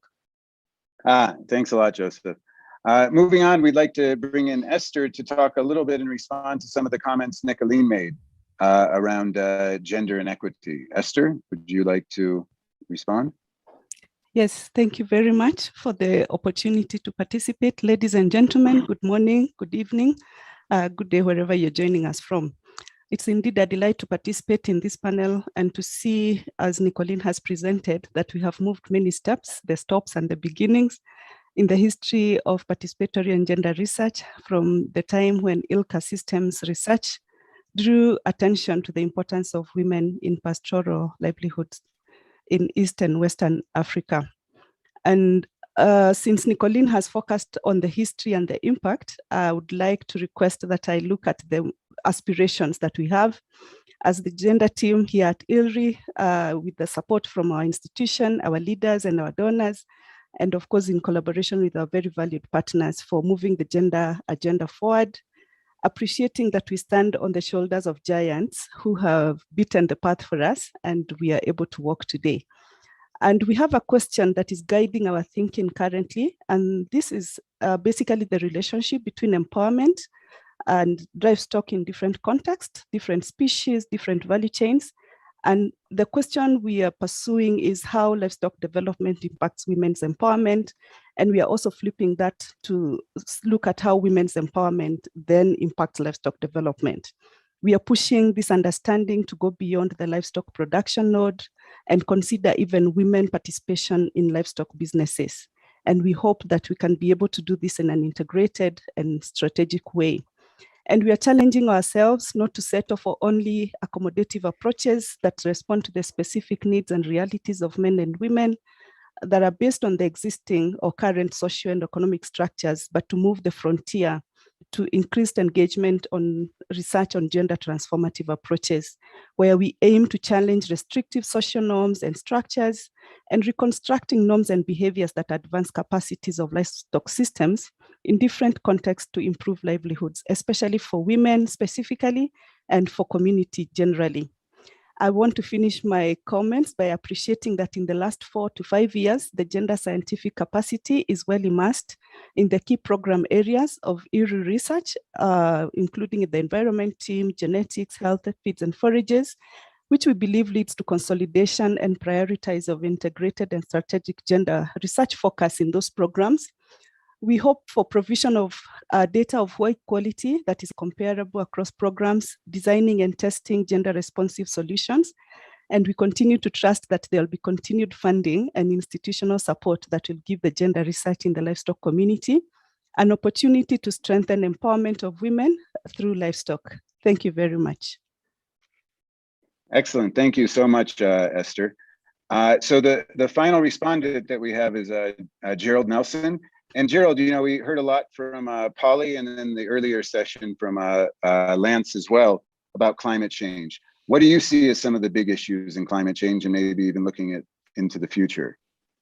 Right. The timing of this session on the same time that COP26 is going on seems entirely appropriate. And I wanted to start by making an overarching statement about the importance of the CG research on livestock broadly defined, not just on cattle. ILRI has done wonderful work and its predecessors done wonderful work on cattle, but the diversity of livestock, the types of livestock already being used for food, nutrient-dense sources of foods as well as income, is much larger than that. And the diversity of the animals that are being used for food as well as their differential responses to climate change things will be important to expand the potential for adaptation as well as reducing greenhouse gas emissions.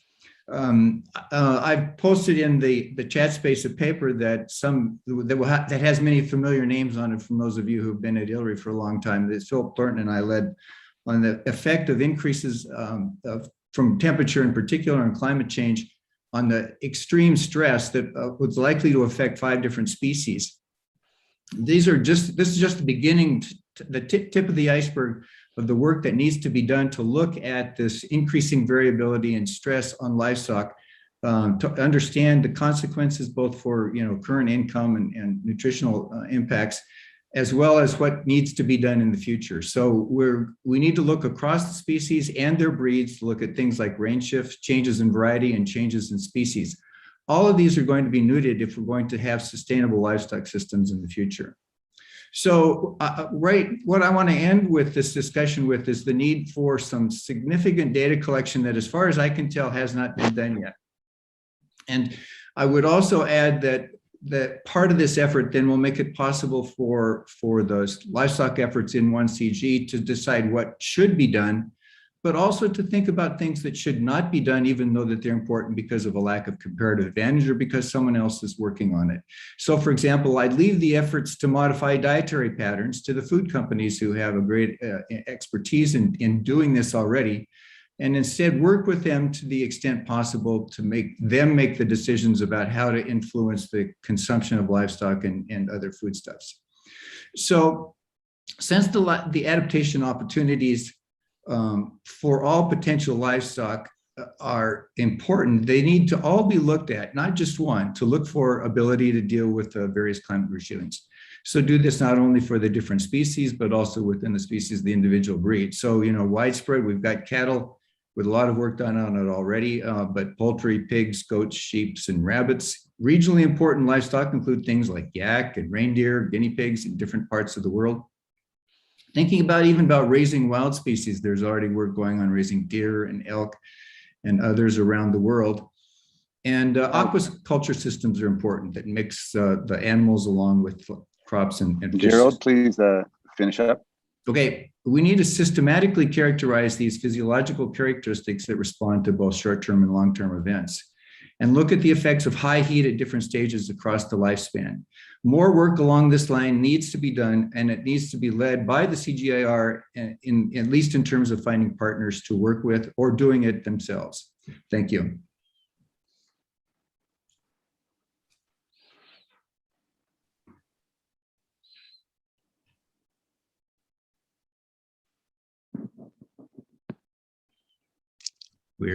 I'm not hearing you, at least, Michael. Lost you, Michael, I think. You're muted. You're muted, Michael. You're still muted. I think that means okay. Yeah. He's lost something or other. You guys are done.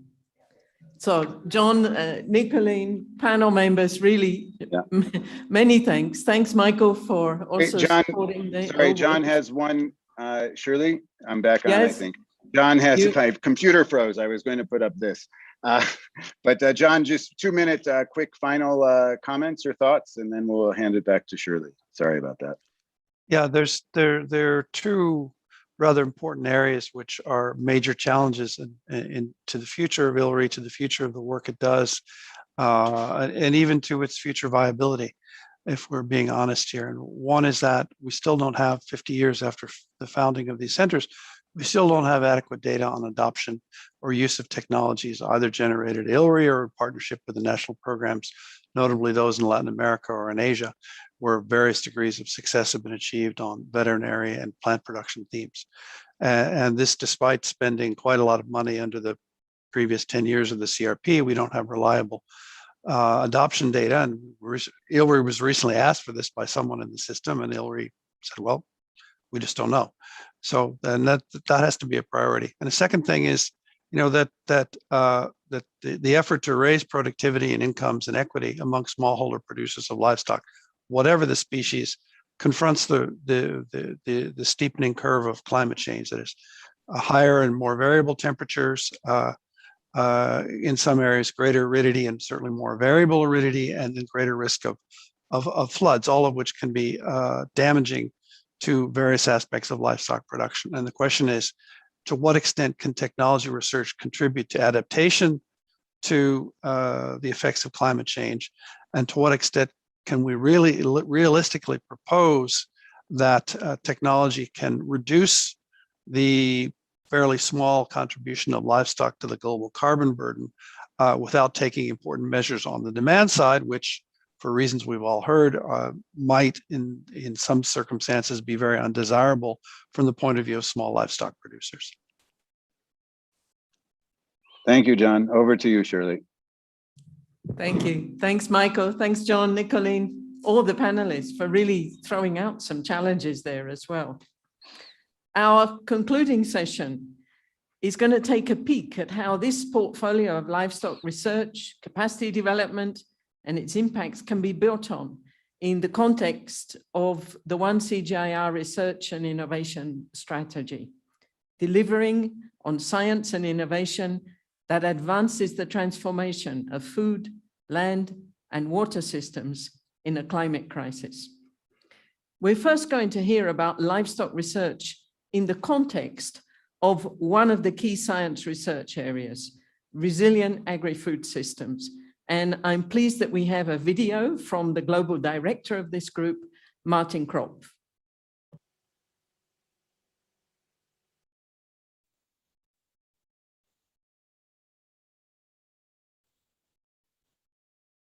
Dear colleagues, thanks for inviting me to talk today at this very important book launching. Thanks Jimmy and Ian and others organizing this meeting.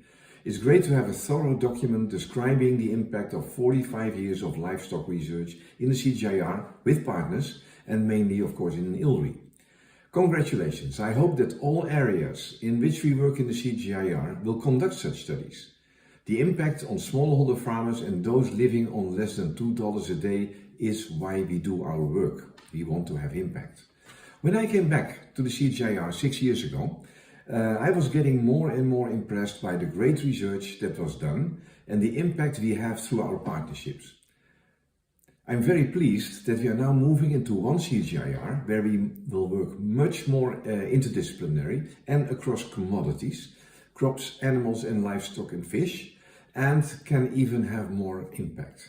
And we will do more to measure that. So to realize our mission to transform food systems for more affordable, sufficient and healthy diets produced within planetary boundaries, we need to have a very strong livestock agenda.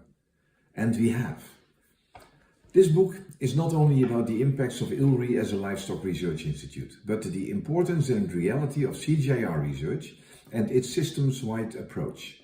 Many CGIAR centers have played roles in livestock science, as well as being involved in developing integrated approaches to livestock, crop and silvopastoral systems. And I'm glad to see staff from ICADA, from IQUISAT, from the Alliance of Biodiversity and CIAT on the panels, and many of whom were integral to the work described in the book. Livestock plays a multifunctional and problem-solving role in development.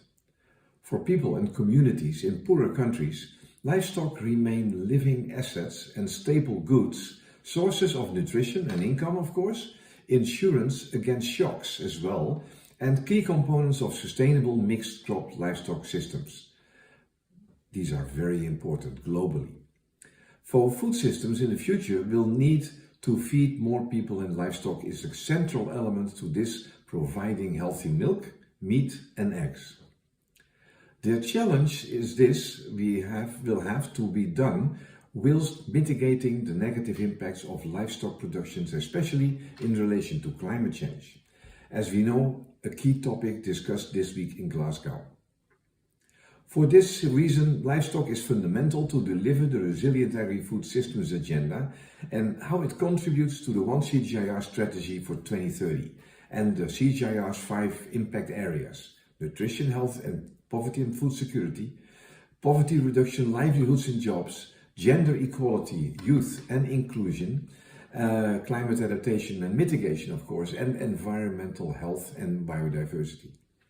The Resilient Agri-Food Systems Agenda will develop and deliver technologies, practices and climate risk management strategies that will measurably increase productivity, the resilience and the incomes, at the same time contribute to sustainability goals. The research described in the book has provided a great foundation that has shaped many of the newly developed research initiatives in the One CGIAR, including 3 livestock initiatives that are central to this full portfolio. Now, drawing the work described on the book on zoonosis, food safety and animal disease lays the ground for the initiative One Health. which will tackle issues around pandemics and provides a new focus on the economics and environmental dimensions of One Health. I don't have to explain how important that is today. Another exciting new initiative is on livestock and climate change. As Polly has mentioned, this will deliver actionable climate-smart solutions for low-income countries. This is the first livestock-focused climate initiative of the CGIAR. The third initiative focused on livestock is on animal productivity, contributing to transforming livestock sectors in target countries to make them more productive, resilient, equitable, and sustainable. This initiative builds on the extensive work talked about today on crop livestock systems at the field level, whilst recognizing the need to go to scale through policy engagement and value chain development. For livestock systems to thrive, we need to include women in any research, as they contribute a significant amount of labor in the system. I am proud to note that gender plays an integral role across all the initiatives.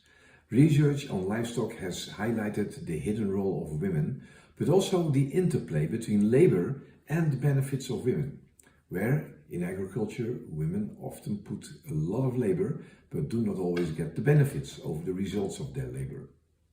Again, I would like to congratulate ILRI on this incredible book highlighting the impacts of livestock research and development that has exemplified the sound basis for livestock research in future food systems. And I'm so happy that ILRI as a whole and livestock research is part of the resilient agri-food systems science area that I'm leading. As I said, in the new portfolio we have a stronger theory of change, and we will design systems with which we can determine ex post the impact of the work we do with our partners. In the book it's mentioned that we did not put maybe enough time and effort in measuring the impact. But of course we had a lot of impact, much more than I expected also. But the key is a new agenda that we do this together with our partners. So congratulations again with this book. It's a milestone, very important, and let's hope that this is an example for other areas within the CGIAR. Thank you. Great, excellent start to this closing session. I hope we're now being joined by Kundavi. Kundavi Kadiresan is the One CGIAR Managing Director for Global Engagement and Innovation. Kundavi, you're there. Excellent. Thank you. And thank you so much for taking time out of your busy schedule at COP to be with us this afternoon. Jimmy, would you also like to join for this conversation? Okay.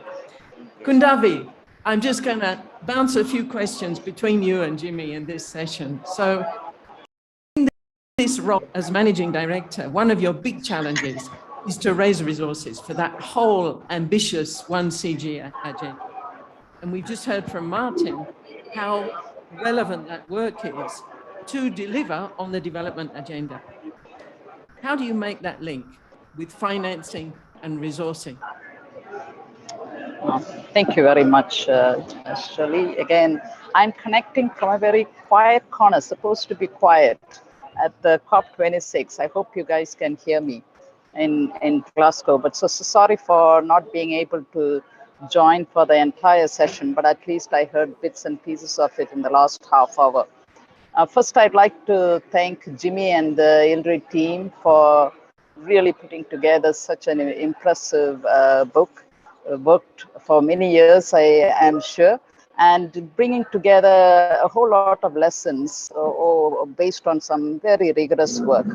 And again, I also wanted to congratulate and thank John, my former boss at the World Bank, for leading this work. Great to be at a forum like this together with you, John. John is such a sharp and analytical mind, and to have led this work with an impressive team. We really have a great opportunity to take this work forward. So overall, great appreciation for the work that has been done so far. To answer your question, Shirley, I think investment in global livestock research, the report talks about it, that it was really worthwhile, and it will be. And it also shows that over the last several years, since 1975, close to 1.8 billion has been invested in livestock. In CGIAR own research on all the work that we have done, it also has shown that there is the cost-benefit ratio of 1:10 for every dollar spent, $10 is something that we see. But what we heard from John and also Joseph Terugia is actually raising several set of issues, because now a lot more funders and constituency, particularly governments and communities, want to show see what's the impact that we are showing in investment and development impact becoming climate change, biodiversity, health, complex set of issues are at play. So these interlinked challenges of today links a lot more rigorous review in that sense to make that link between investment and impact. So what I would really say is to do much more rigorous evidence-based work. Yesterday, I was at this event with the community Jameel organized along with ILRI and the University of Edinburgh, going to do a lot more work on the evidence and data side of it. And to bring that point that what John McIntyre was talking about, that we don't have data on adoption itself. Let's try and focus on those aspects, because I will make that link of investment to impact. It'll be very hard for like to make is how do we communicate these messages? And I think Joseph also made that point. Who do we make those messages, investment, impact, and therefore more of us to be paying more attention, particularly in one CGIAR. Thank you. Back to you. Thanks, Kundavi. And let me ask Jimmy, you've often quoted those ODA, DAC investment figures that tell us investment in livestock has been far, far less than its contributions, even just to ag GDP. So what would you add to what Kundavi's just highlighted? Yeah, well, more money, more investment, for sure. You'd say, what next? Although the figures is 1.8 billion over 4 to 5 years, I think there are much better mathematicians in the room than I am. But that sounds to me like just about 40 million a year. 40 million a year over the whole world on so many things is not a lot of money. So it's with great skill that our staff, past and present, have been trying to focus on this. So we need more investments, not only by ODA, but by governments themselves who think livestock are important in their economies and in other ways. The point is made that we have not worked sufficiently hard on discerning the impacts. Yeah. And this is partly due to the fact that in the early days of the CGIAR, it was upstream work that was sort of intended to be handed off to national programs who will then do the scaling and look at the impacts and so on.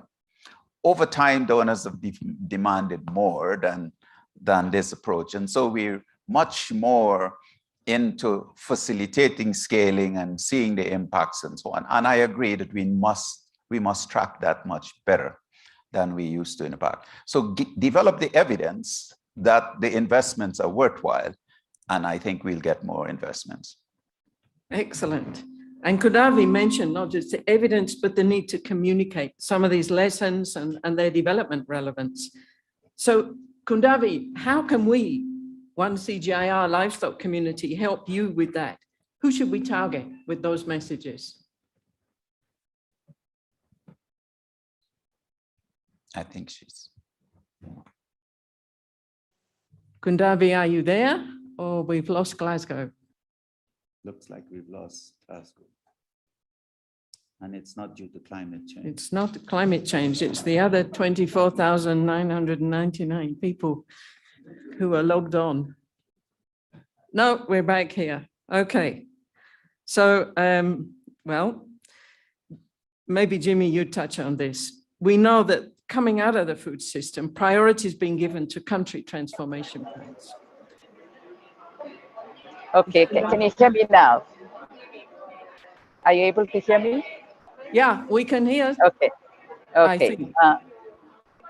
Okay, what I was trying to say is having such events really help us to disseminate the key findings and the analysis of the report. So in that sense, it's a very good one. And I think what the book also is doing an excellent job in filling a knowledge gap on the livestock sector and the livestock research. So in that sense, we really need to put out the information out. Again, this is just only the start of it when a report is written, but how do we use the information? And that's why we need to repurpose of it and really put it out to a range of stakeholders. What do I mean by that? Again, when I say stakeholders, you have policymakers, you have practitioners, private sector investors, the development partners, organizations like us. How do we sort of make these recommendations and findings of the report that is understood and be useful for different players? And that's something that I really would like us to be paying a lot of attention as a next important priority, because otherwise all the hard work done in terms of this book would not really bring really a justice to all the work done. So for me, let's try and look at who are the different audience. We heard from Joseph Karuge talking about we should actually be targeting ministries of finance and planning. They actually look for a different set of issues than the practitioners. So how do we sort of pull out all this information and communicate in a simple and effective manner is something that I would really want us to be paying attention to. Thank you. So let's stay with that, because we heard from the Food System Summit as well that a lot of attention's been given to country transformation plans. And the 1CG has its new regional directors and is well positioned in that regard. How do we connect those? What we've learned from the work in this book and the science and moving forward in this new country and regional focus? Yeah, I think 1CGIAR, we have a new strategy that was endorsed by the System Council. It puts very squarely the partnership being the research is not sitting as research, but really combining with innovation and taking it to with countries to have impact on the ground. So in that sense, to make that being a much more effective way of being able to deliver on our strategy, we have a new operational structure of which the regional directors will play a very important role. We are also developing a set of investment plan that Martin talked about. And as part of that, we will also have regionally integrated initiatives. These are initiatives, the programs that really reflect the priorities of each region. So if we are looking at the Central and West Asia, North Africa, it will be more at looking at the water-stressed region, it is in the world. Then the research and innovation should look at the nexus of food, land, and water as a priority. It will be a different set of issues when we are talking about Eastern and Southern Africa. So those are the kind of things that our regional focus would really bring about, but also look at the external continent-wide priorities. We have the Africa Continental Free Trade Area, so what we needs to also respond to the broader context. Similarly aligned to the African Union, that's why the engagement with the regional bodies, the national agriculture systems will also be extremely important. Our regional directors will be working closely with the country context, because again, we see research and innovation, even at the regional level, is not enough. It has to be aligned to country priorities and country contextualized and situation. And that's where the regional directors will be playing a very, very important role as well. So I see that the regional dimension and the country context 1CG is basically to respond to that country transformational plans and very closely working with the national agriculture research systems and government entities as well. Back to you, Shirley. Excellent. Thank you, thank you. And that point about getting more specific, countries, commodities, Jimmy, how do we elaborate a bit more on how we can build in the book to get to those, build on the book to get to those kind of specifics? Yeah, well,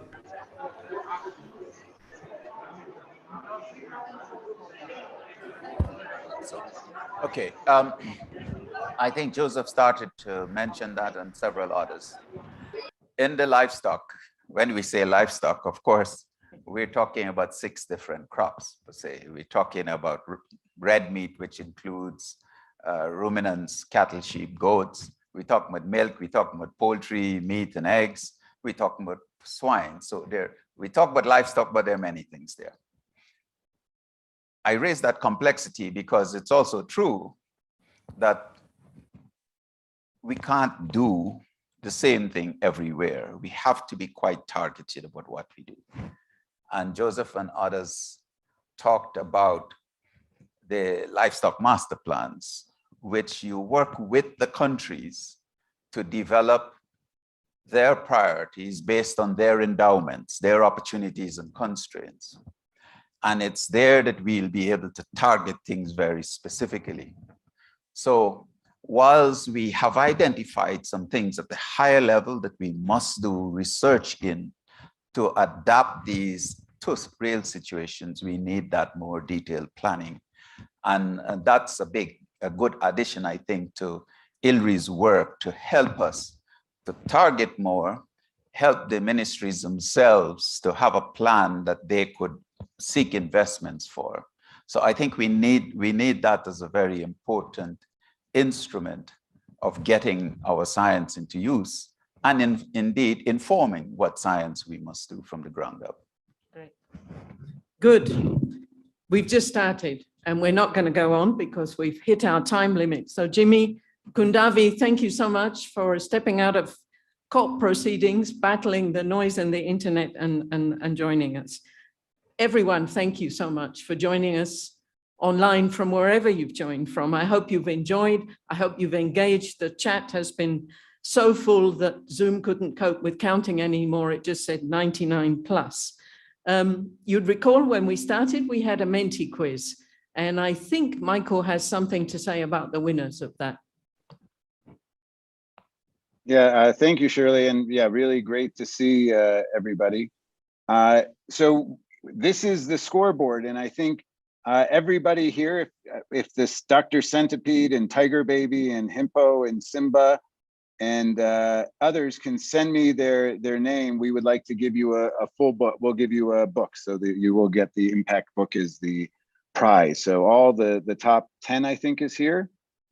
We will ask you just if you have your avatar here, please just send me your name and we'll send you a book or make sure that you get it. Thank you very much. And again, thanks a lot. I was also told that people here in Addis, we have cocktails and some snacks and refreshments right after this. So please stay here for a couple minutes and we'll celebrate the end of the book. Over to you, Shirley. Thank you, Michael, and thank you for all you and your team did to pull this event off. It was a huge lot of work. As we close, you're going to see details, as I mentioned, on the screen. If you want to keep in touch, if you want to follow up on some of these science areas we've talked about, the session was recorded and we'd be sharing the link with everybody. But let me, as I thank you for joining, hand over to Jimmy for a few closing words. Thank you, Shirley, and not many closing words because a lot have been said already. We're not going to go over the hour and a half. We talked about both the past and the future. This is a milestone on which we must build. So a lot of work ahead, as Polly said and others said. We now have the challenges of today and the challenges of the future, which includes not only our traditional work on poverty and food security and so on, but the issues of climate, the livestock effects on climate and climate effects on livestock. So we have a very big and important agenda to tackle. And the Futures chapter mentioned some of that. And others in the discussions today pointed out some areas that we must address. All that's left for me to say now is that as I saw people joining the launch, it made me reflect on all the staff who've been here before, who contributed to this. All our predecessors as staff, as previous DGs, as board members, donors, and all those who contributed to this body of work and on whom we would rely going forward. I want to say thank you again. We look forward to continuing to work with you on this new and exciting agenda that the livestock sector is. And I hope that today's launch, even for those who have left and retired or moved on, would have seen the important contribution that you have made to the livestock sector. So thank you for those contributions, and thank you for your partnership going forward. So wherever you are in the world, good morning or good afternoon, good evening, or good night. Thank you very much for joining. For those who are here in Nairobi and within earshot, there are cocktails. And if you know anything about ILRI's cocktails, a lot of meat. Okay, thank you very much, everybody. Bye-bye.